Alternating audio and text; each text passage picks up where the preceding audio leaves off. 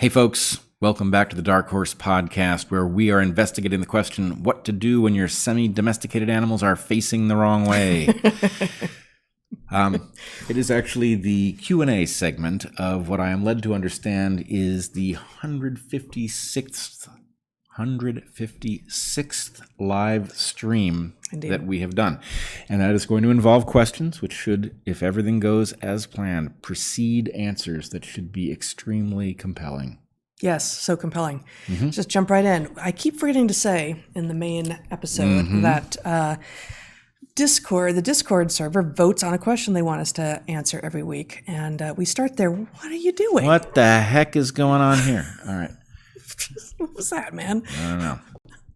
That was backbiting is what that was. That was exactly back. It's about to happen again. All right, Essentially, this doesn't really happen. No, but it is doesn't. happening. It happened and we're right not there. compelling when we say it doesn't happen. It just has happened. Yeah, it's like the error in that paper. Which Oh, it wasn't the paper. Maybe it was died suddenly where they said the chances of something like happened were exactly zero. Yeah. Yeah. Yeah. Right. The chances of something that having happened is zero. Yeah. No. Yeah. Not Needed the case. more words to get to where they were headed. Yeah, indeed. Well, it worked, buddy. Yeah, good. Yeah.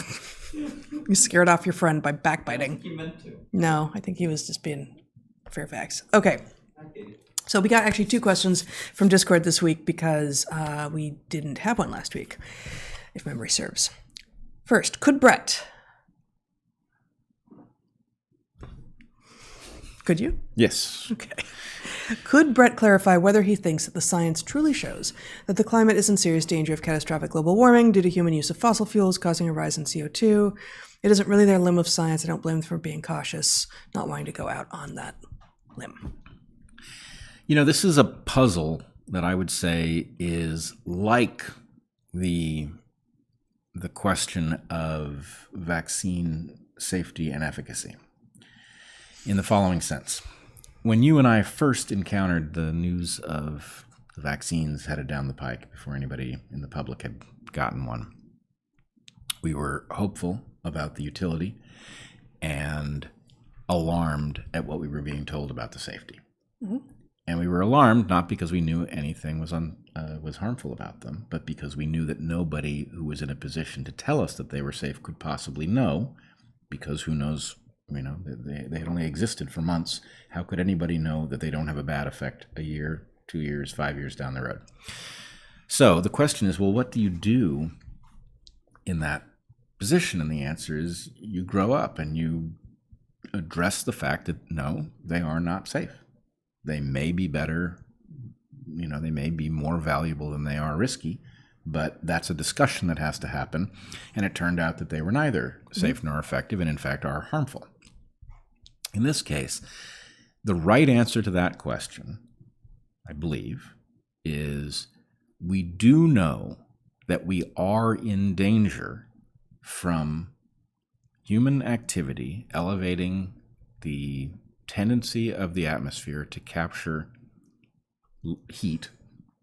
And the way we know that does not involve these fancy models, which are no doubt wrong and polluted by the politics of the environment. And nor am I saying that this will happen. Nor am I saying that we know that this is where we're headed. But what we do know, we know from the work of Arrhenius, actually, that CO2 captures... What? Arrhenius. It's a person? Yeah. That we know that CO2 captures heat. We know that methane does too. It's in fact much more potent than CO2. We know that there's a tremendous amount of frozen methane in the Arctic. There is a plausible scenario in which the level of warming that is induced by the change in CO2 level, that is clearly the result of human activity, causes a burst of methane to be released from the Arctic, and that causes enough extra warming to release more methane from the Arctic, and we get into a positive feedback, which would have, I believe, a catastrophic impact on the climate. Now, there's a lot in there that we don't know. We don't know how close we are to that tipping point right? It may be that we're far enough away from it that nothing that we are currently doing puts us in danger of crossing it. But nobody on Earth knows that we're not there. What we have is a mystery. Mm-hmm. Where is that threshold, right? So this is, again, I'm not telling you that it's going to happen, but I am telling you I do not believe there's anyone in a position to say we are safe from it. And absent that, we should take it very seriously, right? Because were the temperature of the Earth to rise suddenly and spectacularly out of our control because we had released this pent-up frozen methane from the Arctic, it would leave us with a much less lovely planet, and it would jeopardize us. I believe it's an existential risk because it would create, an instant problem for continuing to feed all of the people who currently exist on the Earth, which means that it would be destabilizing. You'd have conflict, potentially, up through nuclear conflict that would result. So again, I'm not telling you this is where we're headed. I'm telling you nobody knows where the threshold is that dictates whether or not this thing is, goes into positive feedback and becomes runaway. Right, which could happen tomorrow. It could have happened 3 weeks ago, and we don't know it because it would take time for us to discover it. It could be that, we could burn fossil fuels for another 200 years and not cross that. We don't know. Yep. So anyway, I'm not telling you even that all that is right, but yes, my understanding of the puzzle is that that's the one, and that's why I am genuinely alarmed about the hazard, even if I don't trust the models that say where we are and how much warming to expect. Excellent. I don't have anything to add. That's great. Okay, the second question from the Discord this week, we modified only slightly. Have you ever tried to use your connections to some of the upper echelons of money and power to find out what the something is that you believe has captured our institutions? If so, what has been the result? So I believe a couple things emerge. One, if you are not in a position to have conversations with very powerful people, which is not most of the conversations we have, but they do happen with some regularity, it is surprising how clear it becomes that they are in the same position that we find ourselves with respect to making sense of the world. It is not the case that elites are all tapped into some source of information in which they see stuff coming and we don't. Now, I'm not saying no elites are, because I believe that there are some elites who are in a very different position, but let's put it this way. A conversation in which we discussed whether or not something was taking control of history and headed somewhere, that conversation would take place similarly amongst the people we know, irrespective of where they are in the power hierarchy. Nobody knows exactly what's going on, and we talk about it and we speculate about it and we debate back and forth what the evidence suggests. And I guess what I'm telling you is there are probably people who know folks who know what's going on, but we know some important folks, and I don't think that they are especially in the know. I will also go ahead. I guess rereading the question now, I take some issue with the idea of something that you believe has captured our institutions. There could be, but it's not going to have been the only thing that has contributed to the downfall. So, just as I and we have said many times in many venues, the woke in academia and Hollywood and the media and everywhere, right, is a symptom of a problem that could not have gotten in had those institutions been robust already, right? And so with regard to academia, some of what happened was the scientists effectively got siloed and were eager to silo themselves because it came with a release from the duties that most people prefer not to do, and an increase in prestige and more money and resources and all of this. But it meant that the daily functioning, the governance of the university, which should be spread among faculty, was mostly not being done by scientists. It's possible that that was a by design sort of thing. That is one of the pieces of the puzzle that I have thought about a lot ever since, working in a grants office at a UC, University of California school back in the early 90s, that I have never thought it worthwhile to spend considerable time wondering if that piece of it might have been intentional, right? Could it have been? Sure. But that piece doesn't seem, that piece. So, a something, there's not something that explains all of it. No. Right?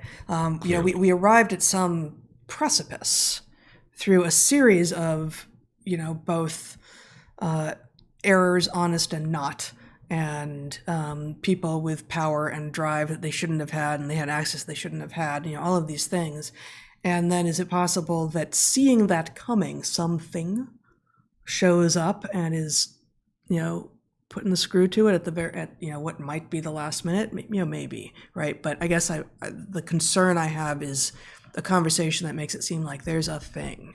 Well, so I think this question is downstream is emerging from of what I typically call Goliath, just for shorthand. Yeah. And the thing about the Goliath concept is it is a ratio that we do not know between emergent properties and conspiracy. We know that there is conspiracy out there. It could be a very small fraction of the answer. It could be the lion's share, or it could be somewhere in between. And so I'm not claiming that the whole thing is some single entity looking to accomplish something. But there's an awful, we're going to see a push towards control mechanisms operated through centralized digital bank currencies. And that's about something, right? The control that will be exerted is on behalf of something. And so anyway. I guess it's confusing. I guess I think I have been confused by using the term Goliath to represent an amalgam, because the original Goliath, as my very basic understanding from David and Goliath from the New Testament? Old Testament. Okay. It's a thing that can be fought. Oh, right. Right. And obviously it doesn't have to be a giant, but it's a thing that can be fought. And if Goliath is now a stand-in for, thing or things that can be fought, plus a whole lot of emergent properties, some of which are, not even in existence anymore, but they contribute to the thing, then you can't even be David. Like David can't exist if Goliath is an amalgam. That's part of why I use Goliath as the term, is because Goliath ain't a dude anymore. Goliath is a phenomenon. But then David is not going to be a dude either. Okay. So the point is both of those things have been scaled up. And anyway, there's a long road we could go here with respect to what we should imagine, how one fights Goliath, all of that. But the basic point is some fraction of it, again, could be small, could be large, is steering something. We can feel it, right? The COVID response was tremendously coordinated across most of the nations of the world, okay? That was something. There was a meeting somewhere, right, that decided what it wanted to do. And what I'm getting at in the answer to the question, maybe this will make the point. We have gotten contacts from extremely powerful people who need help, right? Who were misled, they or people they know, vaccine injured, can't get a doctor who knows what to do. Do we know what they're supposed to do, who they're supposed to talk to? That tells me something, right? If the very powerful people are in the same boat with respect to figuring out whether or not to take an mRNA so-called vaccine, then they're apparently not in on whatever it was. So anyway, what I would say is the puzzle is more complex than you think, and you probably wouldn't be comforted that there's a simple answer to that question, because nobody seems to know that answer that we are in contact with. Yep.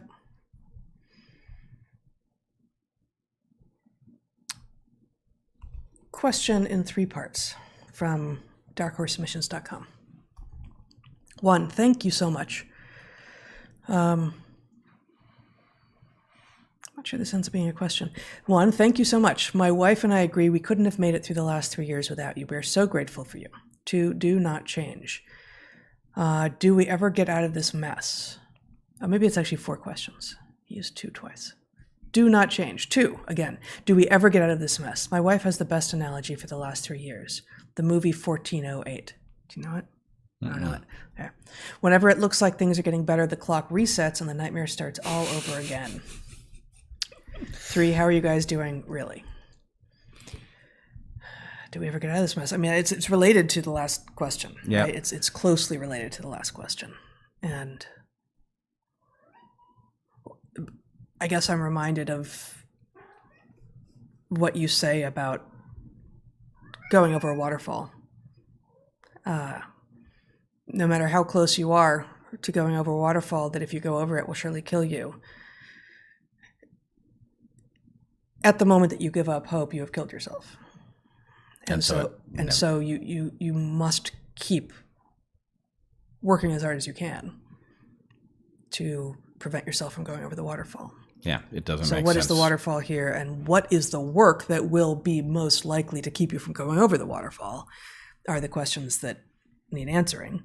But you need to keep, do we ever get out of this mess? We have to. Until the answer to that question. That's not an answer, and it is an answer. We have to. Until the answer to that question is definitely no, then you put everything into not going over the waterfall. Yeah. But I would say, on a more hopeful note, the phenomenon of adaptive valleys is the salient one. And what that means is that to get from one opportunity to a better opportunity, you have to go through one of these very hazardous transitions. And so things definitely suck.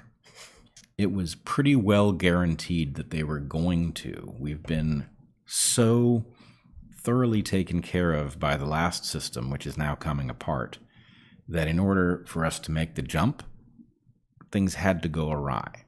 And so the fact that things are very far off track is both terrible. There's no guarantee we get through it, but they were going to have to go off track for us to switch gears. And so this is that moment in which we either do or we don't.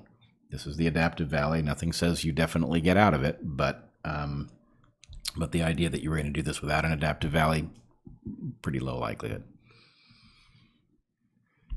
Yeah.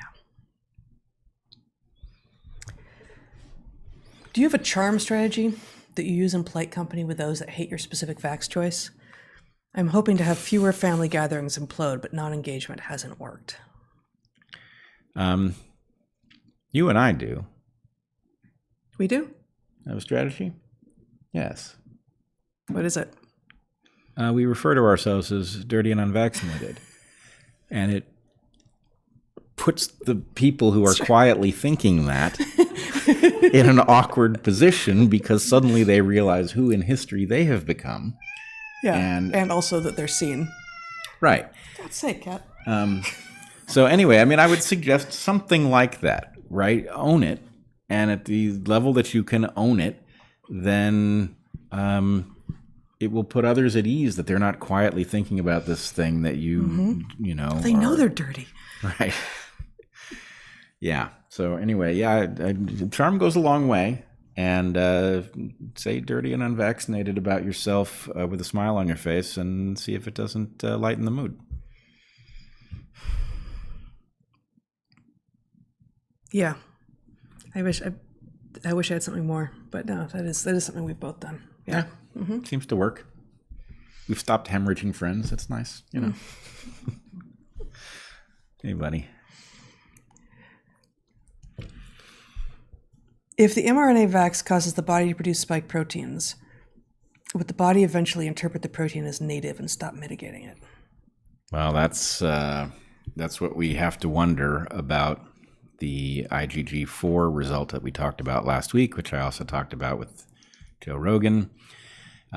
This does look like an attenuation signal. And I mean, the real question is, if that's what it is, yeah, what IgG4 happens is a stand next? down signal. Yep. Yeah. So, yeah. I didn't mean to interrupt you. No, that was pretty much what I had to say. That's all you got? Yeah. Yeah, okay. Joe Rogan is a great interviewer who occasionally steamrolls his guests on a particular point. I feel like we missed a great opportunity to understand your difference in opinion on forgiveness vis-a-vis arguments surrounding vaccine uptake and reluctance. Yeah. Please re-explain your argument, and if you are able, steelman his. Yeah, okay. I'll steelman his first. Joe's point is we have all been through some terrible thing that was of none of our choosing, and that hate gets you nowhere, and so we should just embrace each other and get over it. Joe, I hope that did you justice. My point to Joe, which is, by the way, a loser because it's uglier, but... Your point is a loser? Yeah. My point to Joe is, look, I'm not all that interested in vengeance. I don't think, if I could press a button and I could get us to truth and reconciliation where nobody was punished, that would be deeply unjust. There are some people who I believe knowingly did wrong and should be punished, but I would gladly take that deal in a heartbeat, because I believe the most important thing to come out of this is a complete understanding of what happened. And complete understanding of what happened not only means how did our public health authorities talk us into such dangerous stuff and continue to push in that direction once it was obvious that it was a mistake, right? That's one level. But there's also another thing, which is like interpersonally for all of us, right? Think about the person in your life who this caused the most trouble with, right? The friend you just lost and are never going to see again, whatever. What the hell happened there, right? You both need to know what happened there. What happened on their side that they couldn't understand that you were making sense? What happened on your side? You need to know. So my feeling is, I'm not, even if I would be glad to see bad people punished, it doesn't get me out of bed in the morning at all. Like, not at all. However, at the point that it becomes obvious that you fucked up, you need to stop doing it. And so I do not have any forgiveness at the moment for people who are still doubling down on the stuff that's putting people in danger. And my argument is really simple. If you want to get to the world that we have to get to, the best way to do it is to leave the people who are still shooting at us with an incentive to stop. And the incentive to stop is stop doing that, own up to what you did, and then we can get past this. Until then, we're not past it, right? You're still shooting. And so my feeling is that Joe's solution, while it's definitely kinder in its own way, results in more destruction in the end. Well, and you're well aware of the distinction, but I feel like you slightly conflated not being in a forgiving mood with feeling vengeful. And those are not the same thing. I agree. You are perhaps the least vengeful person I've ever met. You don't seem to have it in you. You're not driven by that, by anger, by hatred. But that can be true, and it is true for you. At the same time as you can say, but I'm not forgiving you. You're still shooting at me. Or even, I'm not forgiving you. You were still shooting at me until yesterday, and now you're pretending it didn't happen. Yeah. And then now you're pretending it didn't happen thing. Like you and I are a little bit different here, but I get really stuck on that. You don't get to pretend that you weren't doing all of those things that you were doing. No. Yep. And that's also not, I have more vengefulness in me than you do, but I don't feel like that's a quest for vengeance either. It's it's a reckoning. That's the word I've been using. It's a reckoning, right? That actually you're not trustworthy. If you have been doing all of this for years now, and you stop, and then never another word is said, not trustworthy. You'll do it again. You will do it again. I agree. So there needs to be a reckoning by the people who have who have behaved this way, wherein they go to their own selves, their own gods, whatever it is, and achieve some sort of reconciliation so that the rest of the world, however narrow or broad that might be for them, can see, actually, there is now something in place that will help prevent that error from happening again. Yeah, I agree. I think there's a missing category, right? There's forgiveness.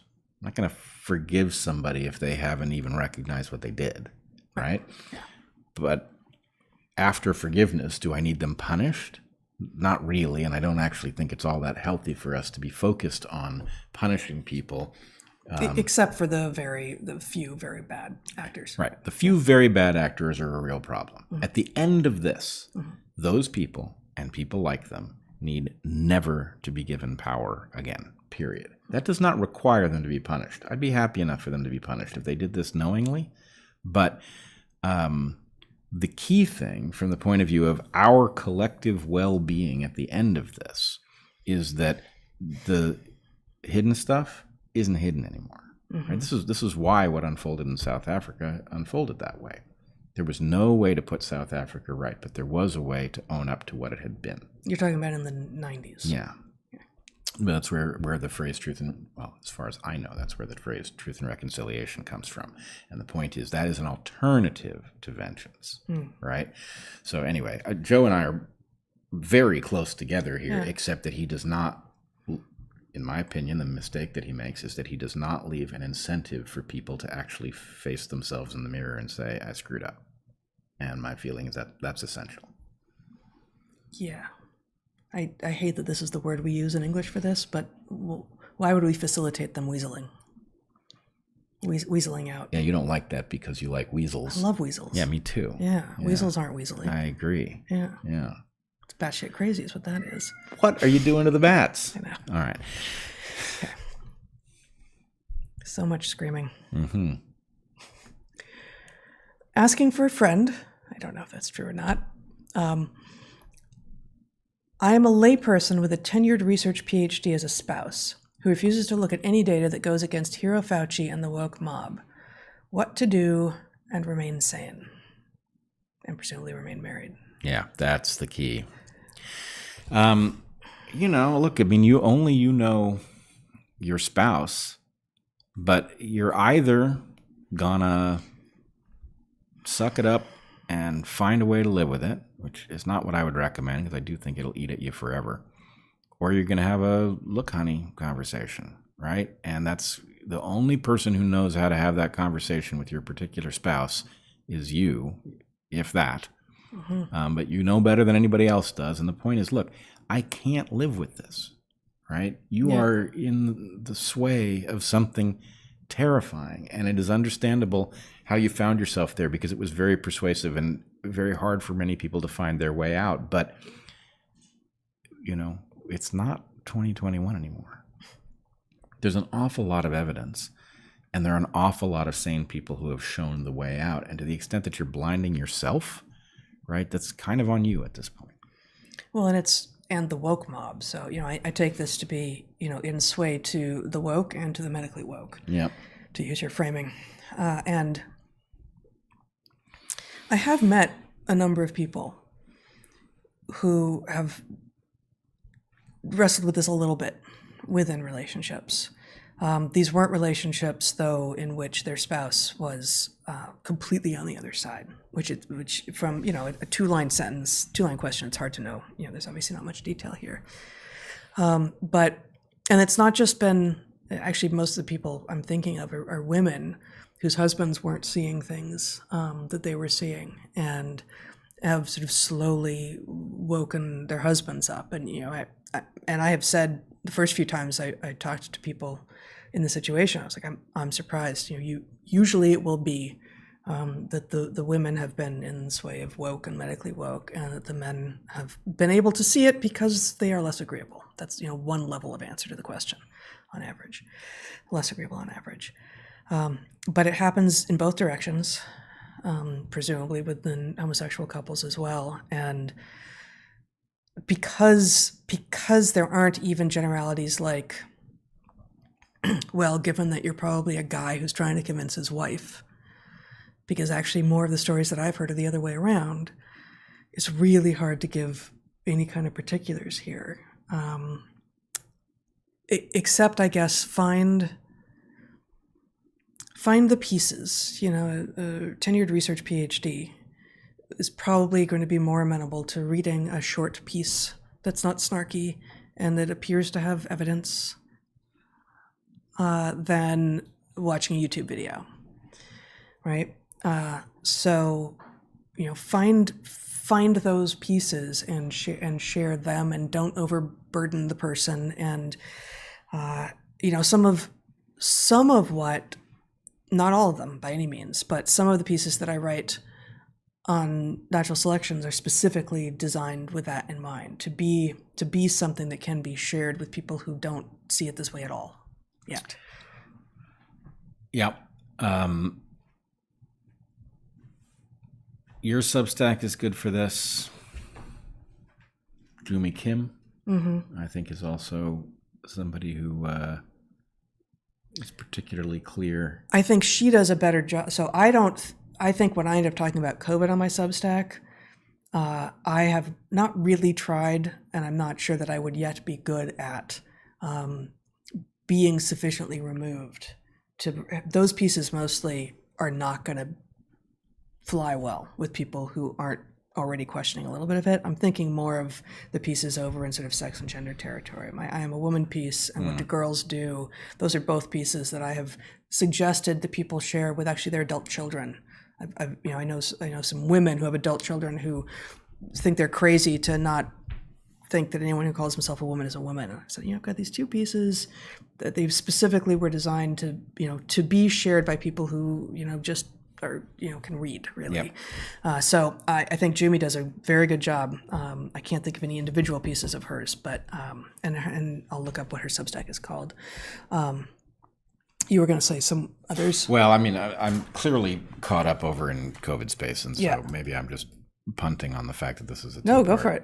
So hers is called Let's Be Clear, and it's Jumi, JOOMI.substack.com. Yeah, I think I've offered what I can offer. I don't think I'm in a particularly good spot to say more. Okay. Do you have a reference on happy hypoxics? Some cause of hypoxia are silent with unawareness, like carbon monoxide poisoning. Other causes have awareness, such as alveolar sacs filling with fluid, causing difficulty breathing and respiratory distress. So that's an interesting case, because in the case of carbon monoxide, we can say why the effect is there. Yeah. And in fact, it does mirror what we described here with respect to that mechanism of action. Oh, but like why at the evolutionary level, not at the mechanism of action level for carbon monoxide? If I know what you're going to say. So I would point to two parts of it. The thing about carbon monoxide is it has an affinity for hemoglobin higher than oxygen. And so what it tends to do is bind hemoglobin and not let it go, which means that the hemoglobin is therefore not available for transporting oxygen out of the lungs, which means that if you're measuring a proxy, like how well am I breathing, you're breathing fine, right? Which is why it doesn't cause disturbance. Now, carbon dioxide does cause disturbance. Hemoglobin is actually kind of a remarkable molecule because of the way it can capture carbon dioxide and then release it in the lungs and exchange it for oxygen, right? The ability to trade these molecules out at the right moment is pretty freaking cool, frankly. But the key difference, the reason that carbon dioxide does not have the same effect and that it does cause distress, is that we have a detector for elevated carbon dioxide. And the reason that we have a detector for elevated carbon dioxide is that because fires and creatures breathing and all of that put out carbon dioxide naturally at high levels, a person is even a hazard to themselves. If you go into a cave that's tight enough, you can fill it up with carbon dioxide. And so we have a panic response that's built in. Before the Industrial Revolution, the world was full of carbon dioxide. Yep. And so we have a long selective history of needing to be aware of it. Right. Whereas carbon monoxide, not so much. Right. And, you know, somebody, a nitpicker, could say, well, there's carbon monoxide put out of, you know, in the smoke of a fire. Right. But fire is also putting out carbon dioxide at a high rate. And so the point is the one detector probably covers you, and it takes industrialization before carbon monoxide, Pure carbon monoxide becomes a serious hazard. So anyway, the idea that if you're breathing well, right, mechanically, and you're just not exchanging gases properly, that unless the gas is one that you're built to detect rising and for it to make you uncomfortable, that you may be comfortable, too comfortable. The question I never understood about the happy hypoxics was that they seem physically less compromised than doctors expected them to be. Mm-hmm. Right? A doctor would look at... Yeah, they're not just delusional with regard to mood. They're actually moving around. Yeah. So I don't remember much about this. You don't know... I don't have a reference off the top of my head, but my guess is if you were to Google, or better, Google Scholar, happy hypoxic, you'd find it. Okay.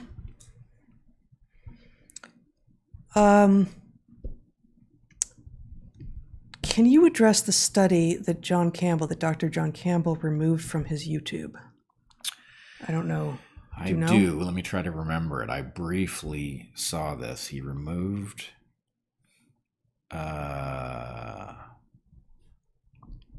Could you Google it? I just need a trigger. I can't remember exactly what it was. John Campbell removed a study from his YouTube channel this week.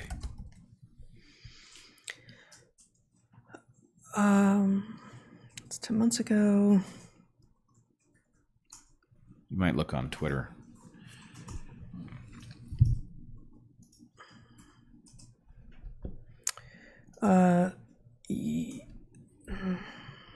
Is the date right? I don't know.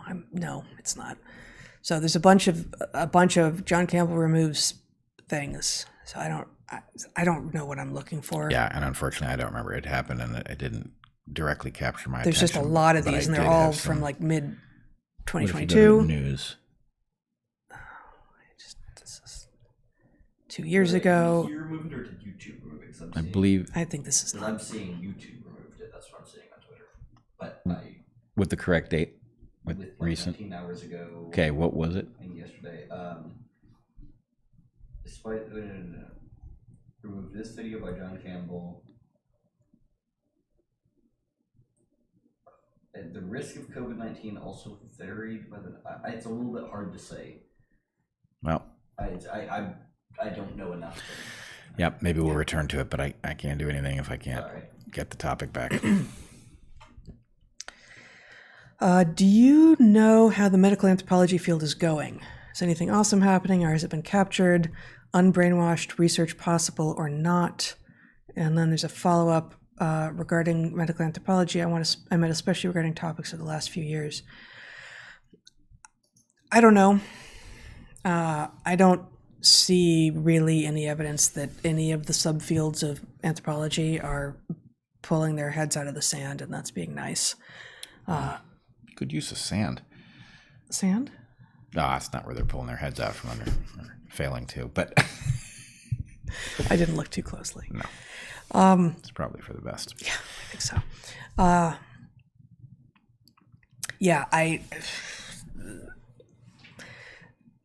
Anthropology, unfortunately, as one of sort of the core social science disciplines, is really deeply confused. And frankly, so my bachelor's degree is in anthropology from the early 90s, and it was already pretty deeply confused then.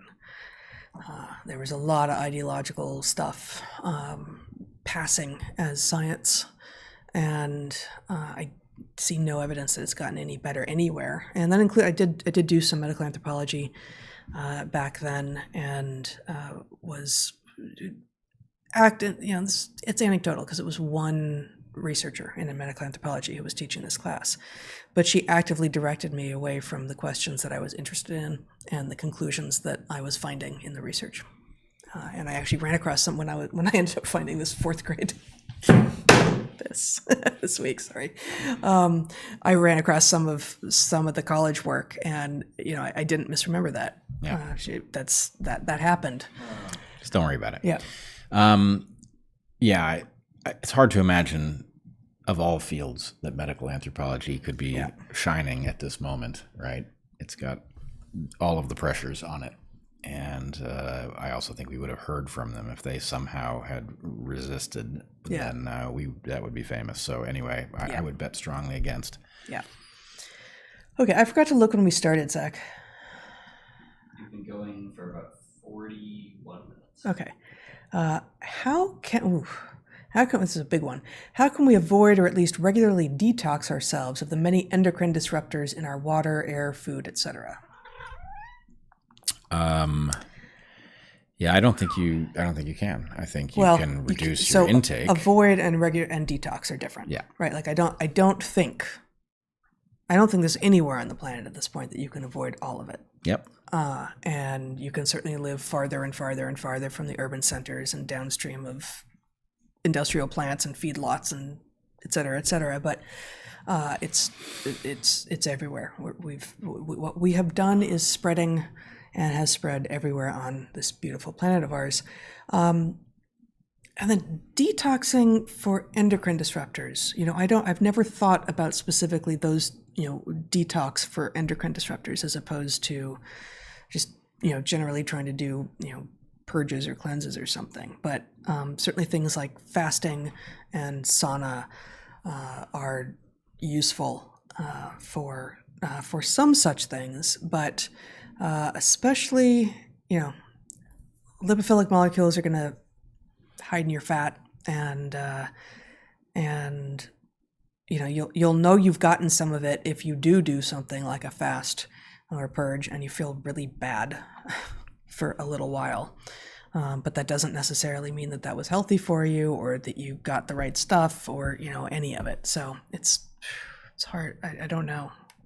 Avoid as much as you can, because it's dose dependent. Avoidance is good, even though it's not complete. Yeah. Indeed.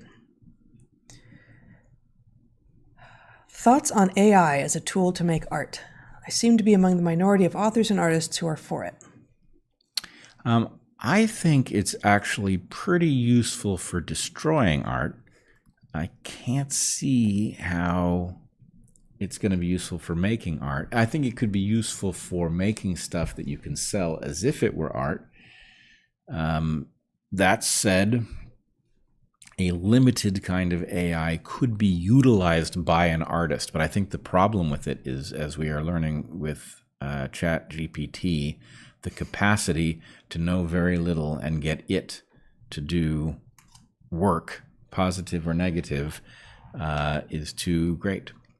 So anyway, art is the least of our concerns, I would say, even though it is not a small one.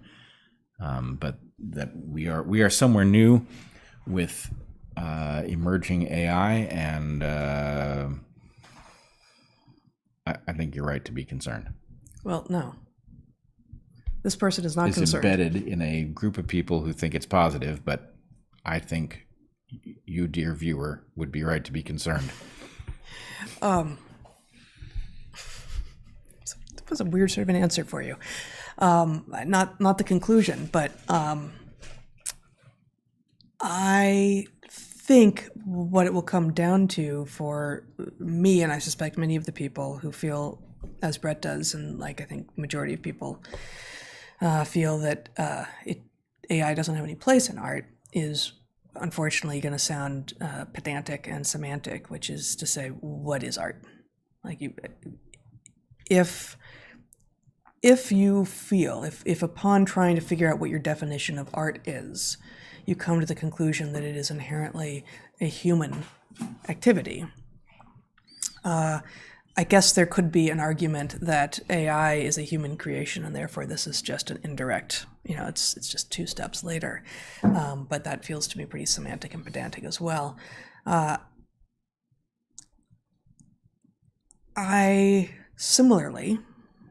think that art is human. And I can't remember, was it Coco the gorilla or some elephant, or, there've been these, or maybe even crows who might even understand what they're doing, but I feel like there's been various forms of art. There's been definitely various elephant art. 2D stuff that gets presented as like, look, art. Like, well, maybe that could be interesting to reveal something about the mind of the elephant, but I don't call it art, because for me the definition involves human as the foundation.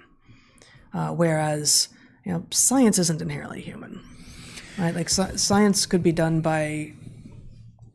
You could teach an AI to hypothesis test. Yeah, but I think art is. I agree, and the reason is because of meaning, and my concern about AI art is that it will be able. Art is a two-way street.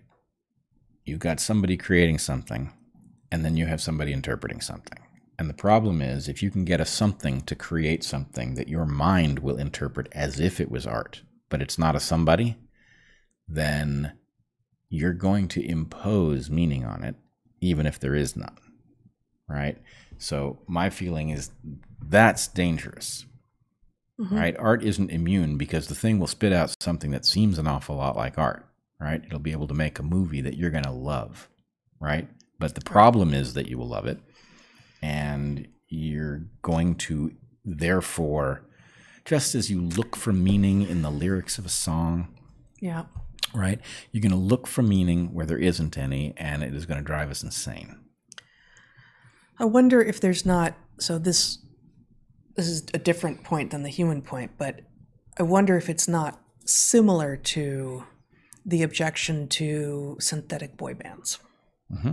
Yep. Right? Absolutely. So you've got 4 guys who have some native talent, but they definitely have to look pretty. And someone has an idea, and someone has money, and someone and like it's the production level that creates the band that produces the music. And I can't even do it without putting up the scare quotes, right? Like is it music? I guess it's being created by the humans, but like there's it's music, but the point is it is deceptive, right? It's not the boys in the boy band that make the music. Mm-hmm. It's some middle-aged guy who writes the song, and then some group of people trains the maybe barely talented or maybe slightly talented boys in the boy band to pretend that it's them. Mm-hmm. And so it deceives. It's phony, but it's not music. Hey, dude, leave my water alone.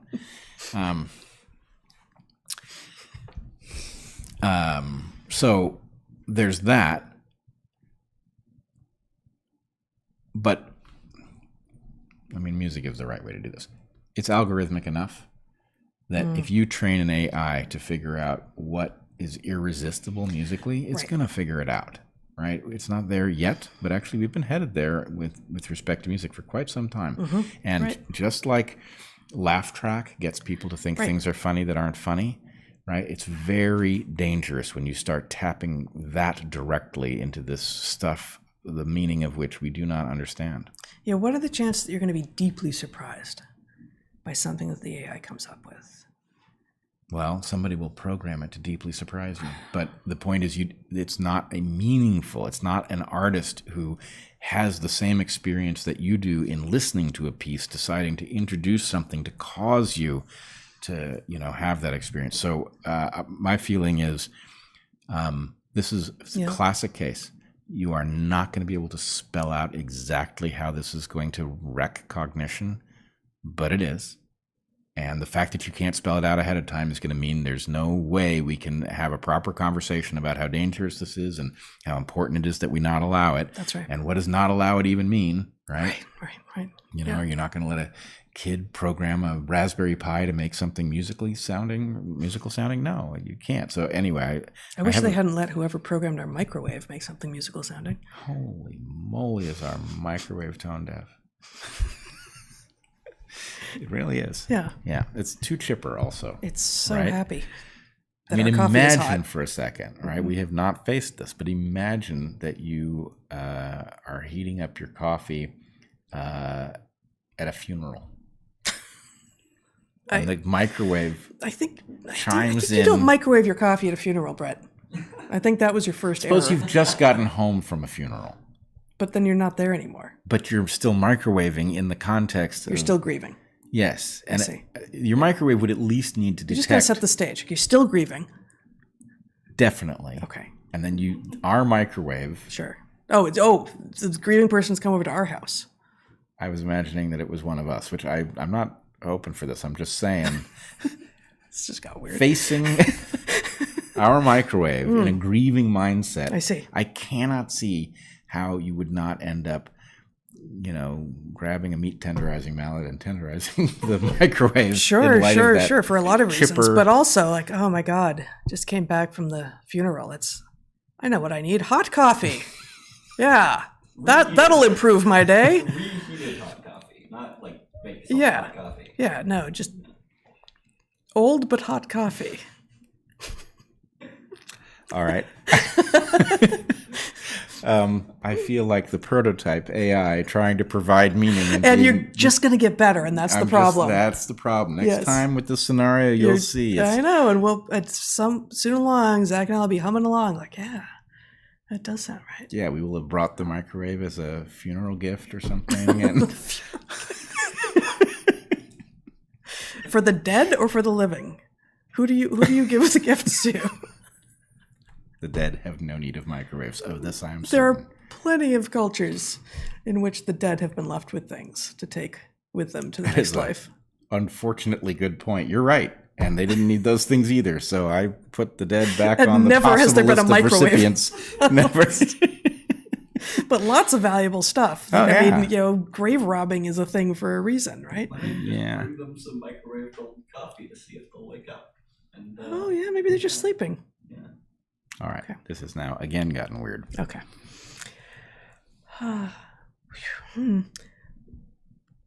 Do any animals spawn non-gamete cells that survive externally? I don't know what that means. I know what it means. Oh. Yeah. There. Question. Like, is there asexual reproduction by budding? Yeah, there is. You can certainly divide a starfish. And some corals, I think. Maybe. Yeah. Well. Yeah. But survive externally. Yep. Well, Non- spawn. So the spawn suggests a separation. Right, So rather than, but yeah, I mean, starfish may be the obvious. Vertebrates is going to be a no. I think arthropods is going to be a no. Yeah. Yeah, echinoderms and maybe something beyond starfish, which are echinoderms, which are actually super closely related to vertebrates, where you can. But I don't. That's not spawning though. So similarly, some of the worm is a terrible group. There are a lot of types of worms, but some of them, like earthworms, you can cut, and then both halves can go on to be okay. Nothing does something like apomixis. Well, I don't think so. That's what I'm trying to come up with. No, there's going to be something. No, animals. Yeah. Animals spawn non-gamete cells sort of externally. And spawn, I understand to be, it removes itself, as opposed to if a force comes in and cuts it off, can the smaller piece survive? So all the parthenogenetic stuff self-fertilizes. Geckos. I don't know, all the squamates, yes. All the, and there are any snakes, so all the lizards. But there's a lot of parthenogenesis in parts of the animal tree that I'm not as familiar with. Yeah. I mean, but no fish. I really don't think it's going to happen in vertebrates if it happens. Yeah, I can talk about crurotarsal ankles though, if you'd like. What we are discussing is the possibility that something goes through a phase in which it produces something egg-like mitotically rather than meiotically. And that's awfully hard to rule out, but probably it's been looked at, and everything we know reproduces parthenogenetically. It's probably been either ruled out or seen. Yep. But anyway, yeah, I wish I knew the answer to this question. I don't off the top of my head. Yeah.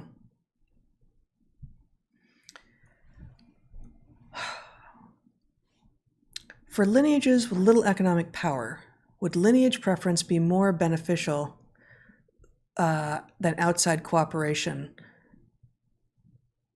Buying from... feels like this got cut off. Nope. Okay, I'm going to read it again. For lineages with little economic power, would lineage preference be more beneficial than outside cooperation? Question mark. Parentheses, buying from or doing business with. I think actually you might have it reversed. Because if you've got a lineage with little economic power, and economic power should stand in for capacity to adjust its circumstances, the big win comes if you can jump in terms of power to affect the position of your lineage. In other words, if you marry up, for example, into a lineage that has... Well, but so sex-specific stuff is going to be different. Right, but I'm not sure it's not the right model to be using here, right? I mean, for one thing, you could just do the same thing economically. Let's say it's not sex, but, you are a farmer, in a subsistence capacity, and you get an opportunity to join a company, in a different economic strata. Then the point is you're actually in a position to take some or all of your prior lineage and change where they are. And well, and I wish I was coming up with more examples, but I'm thinking of sort of famously insular communities like Orthodox Jews and Romani, gypsies. And, gypsies have lived a lot of different ways, a lot of different places, as do Orthodox Jews, a little less so, a little less variation. But I believe in both cases, certainly with regard to Orthodox Jews, while the social and familial stuff is definitely kept within tribe, if you will, there is explicitly commerce outside. And I believe that's the case with Romani as well. Very different in terms of, Romani tend to be more itinerant, and so more like, moving and offering offering services that may not be available otherwise, theater, etc. But that seems to demonstrate, those seem to be examples of what you're talking about. Yeah. I think. Yeah. Okay. Would vaccine-driven immune escape variants affect the unvaxxed and the vaxxed similarly? No. They might affect both the vaxxed and the unvaxxed, but to the extent that they are escapees of the vaccination program, that they are variants driven by the so-called vaccines, then they will tend to create vulnerability for those who have that narrow immunity. So they don't. So the answer is nobody escapes vulnerability, but the vulnerability will be different. It's not clear to me why, if it's brand new, even if it's brand new because of selective pressure from the narrow rendering of the vaccines. Yeah. That if you have one of those narrowly rendered vaccines on board you, or if you don't, if you are now exposed to something that is different from what the vaccine was perhaps in a position to respond to initially, why would your immune system inherently, it's novel to you either way? Right. I think the answer is a trade-off answer, which is the virus has whatever confirmation it has in advance of the selective pressure exerted by the so-called vaccines. Mm-hmm. That's a better structure than it is driven to by the vaccines. It is driven to do something specifically to escape a particular narrow kind of immunity, and therefore it is giving up the more ideal structure it is likely to have had previously. And it's likely to... Go ahead. Well, but so that, I think, if I understood you correctly, or maybe I just jumped in my own head, I think the comparison where the answer to this would almost certainly be yes, would be vaxxed versus has natural, vaxxed and otherwise unexposed to COVID, and unvaxxed and has natural immunity from having been exposed to COVID. That's certainly... So then you've got a broader immunity versus a narrow immunity, and that narrow immunity specifically is no way a match for the thing that has evolved because of the narrowly targeted vaccines. But just vax versus unvaxxed seems like it's like if vax versus unvaxxed, but everyone's been exposed to COVID, I don't know why the status of just being vaccinated should make you should render your immune response different necessarily. Well, I mean, we're not going to rehash all of the stuff about original antigenic sin and all, but I do think that that's where it goes. You're creating a known target, and what's more, you're creating an awful lot of copies of it. Yeah. So you're creating an environment in which evolution will solve that puzzle and find you, rather than a... Yeah, but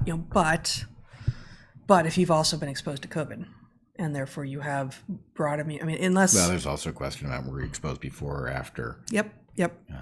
Yeah, so there's many categories, actually, that warrant comparison. Yep. Let's do two more. Mm-hmm. I don't know what this is referring to. New Zealand and California recently decriminalized certain forms of pedophilia, one by court, one by statute. Is this a maladaptation of the left's concern with pushing rigid boundaries? I don't know if it's enemy action, the natural consequence of a trajectory that has just deranged us. But assuming the setup to your question is right, it's obviously civilization revealing that it has completely lost the plot and forgotten what it is supposed to do. And, you know, I think some of it also is not really just the left and its particular beliefs about tolerance that have obviously been misapplied here. But I also think this has to do with porn and the idea, just like with ophthalmology and the false story that bad genes would explain why people differ in their quality of their eyesight, just as it is with orthodontia and the belief that bad genes are the reason that people have their teeth end up in the wrong relationship to each other. There's a sense of like, you know, well, whatever your kink is your kink, right? That you didn't choose that. Yeah. And the answer is, well, maybe you didn't choose it, but you may have decided to allow it to be reinforced, right? Or maybe you chose to source some porn and it amplified it. And the point is, no, these things are not all inherently valid just because you feel them. And so anyway, I feel like, well, if it's true that, you know, I don't know what people's kink is, right? But, you know, whatever it is that people are getting off on, if that's valid, then, well, why not this other thing? And then you have to make some complex argument about actual harm. And, well, what if you just like it and you don't do actual harm? And, you know, it's nonsense. So I feel like it's that. There's some rudimentary oversimplification in which people just decide that because they want to be tolerant that, you know, that all sexual desires are valid. Yeah, it feels maybe like an overlay of libertarian instincts with postmodern instincts. And then confusion ensues with regard to those who maybe don't even have those instincts, but are told, well, you have to, because the assumption that is ever less said is, well, I'm not hurting anyone. Right, like that. In order to actually be libertarian, you know, there will be libertarians who'll get mad here. I'm like, well, it can't, you know, there can't be externalities. Well, increasingly, the externalities that actually exist are denied, and the ones that don't exist are claimed. And so you got a confusion all around about like what the actual costs are. And the postmodern bit is, well, my feelings trump your reality. So, I get, the desires of the few are more important than the actual health and safety of the majority. Somehow, that's where we are. That's where we got to. Yeah. But I do feel like this is, in addition to everything else one could say about the topic, it also constitutes a perfectly valid test for who retains a mind. Mm-hmm. Right? At the point your civilization starts playing with that boundary, right, you should automatically think, okay, what the hell happened here? Yep. Right? What has gone wrong? Right? You should not, well, maybe they're right. No, they aren't right. Mm-hmm. Right? What has gone wrong is the only question. Yep. Yeah, instead we got all this tone policing. Oh, don't call them groomers. Really. Actually, there were a bunch more questions that I hadn't seen yet, so we're going to do 2 more here, even though we'll still miss a bunch of them. What do you make of the study that found high levels of spike proteins unbound by antibodies in the blood of vaccinated individuals with myocarditis versus those without? I've learned much from you and I'm deeply grateful.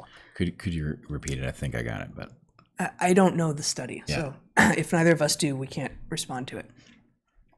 What do you make of the study that found high levels of spike proteins unbound by antibodies in the blood of vaccinated individuals with myocarditis versus those without? I've heard this mentioned, but I haven't looked at it myself. Yeah. I guess I would say, on the one hand, there's a temptation. I think people have recognized that spike is dangerous and therefore likely to be associated with all the pathologies. And I increasingly see a dichotomy between pathologies that are indeed spike-related, which will, for example, be produced by both of the versions of the so-called vaccines, mm-hmm. and pathologies that are not spike-related, that are the result of the destruction of one's own cells that will happen at the hand of T cells, mm-hmm. when the mRNAs cause them to transcribe or translate spike protein. So it's not the spike protein doing the harm, it's the advertising a foreign protein, and it would work no matter which foreign protein it was. So myocarditis is going to be largely, if not entirely, the result of cells in the heart transcribing the mRNAs and then being targeted by immune cells. That's not downstream of spike, right? Spike is almost incidental in that story. It is displayed on the surface of those cells. Those cells get targeted as if they're virally infected, and that causes the hazard. So anyway, they're just the signal. Yeah. Right. So that doesn't mean you wouldn't expect exactly that result, but it means that you shouldn't causally connect free-floating spike with the myocarditis, because I don't think that's what's going on. Okay. One more comment and then the last question. Comment, listened again to Bret's conversation with Jonathan Pajot. In light of David and Goliath talk, I really want to hear you talk to Matthew Pajot. Do you have thoughts on the goings-on with Dr. Jordan Peterson in this fine new year? Thank you for being. Have a smiley day. Many greetings from Norway. They are... I was going to say they are playing with fire. I really hope they've discovered that they are playing with fire. They are certainly... May he triumph. Oh, he's going to triumph. I cannot imagine. Hope so. How are you so confident? If triumph includes him keeping his whatever license, yeah. I don't know that he will keep his license, but I do think they obviously wouldn't have done this if they were going to back down easily. They must have assumed they were going to triumph in the end rather than back down, which means that they're dummies, because this is not a fight they should have picked. So anyway, my sense is, look, if I found out... Maybe they wanted to do it all along and they waited until he wasn't in Canada. They were like, maybe they actually thought he'd roll over. In which case they're not paying any attention at all. Yeah, then they just really have no idea where they are. Yeah. So anyway, my sense is he's going to triumph because it's very clear what he's going to do. And who are these people again? It's the Canadian Board of such and suches. I mean, who are these people again? Right? They're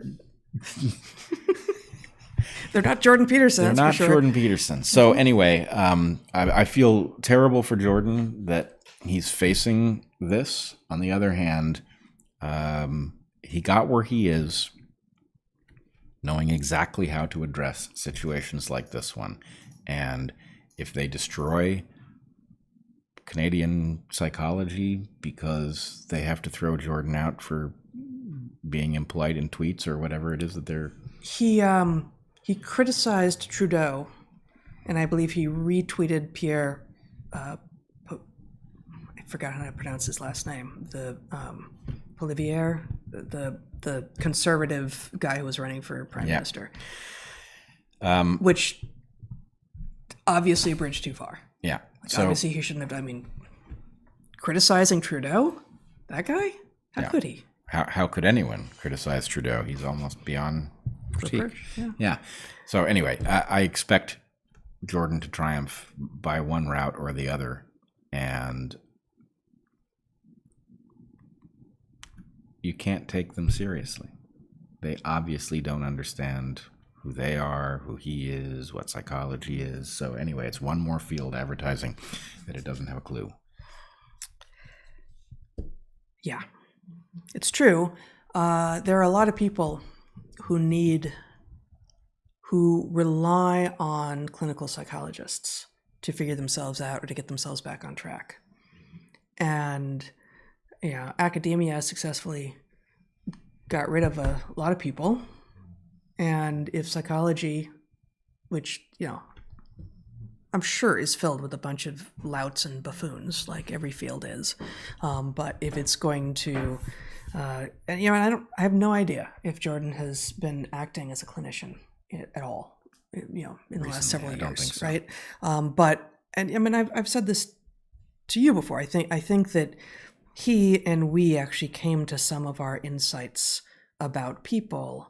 Yes, he was a professor as well, but I think us in the particular kinds of classrooms that we had because of the particular institution we were at, and him through his clinical practice, really cared deeply about the people, in our cases, the small numbers of students, in his cases, his relatively small number of patients, whom he got to know and could see how they responded to being told the truth and being treated with respect and honor and being told the truth even when it hurt, right?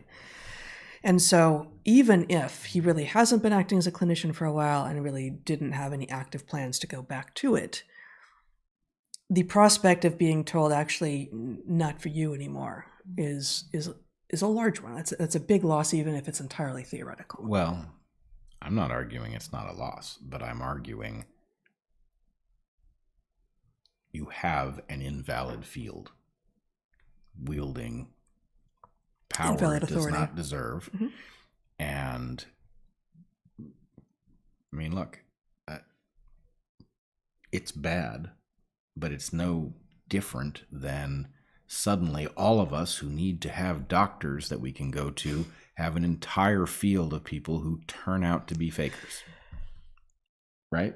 It's that. So the point is, look, it's probably true that in order to find a psychologist worth their salt, you are going to have to step out of the officialdom, and then you're going to have to figure out how it gets paid for.